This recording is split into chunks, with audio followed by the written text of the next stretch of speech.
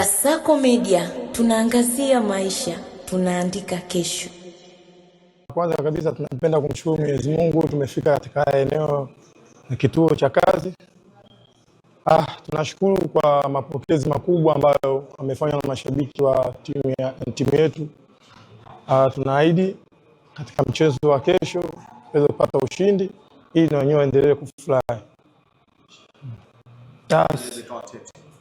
Sisi kwa upande wetu tumejiandaa imradi tuwini, kwa sababu mechi zilizobaki ni mechi chache ambazo zinatupeleka sehemu fulani.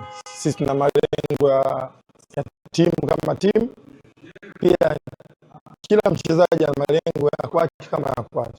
Kwa hiyo sisi tunajua mchezo utakuwa mgumu, lakini yote kwa yote sisi tuna focus kwa kile kitu ambacho mwalimu ametufundisha ili tuweze kufanya vizuri.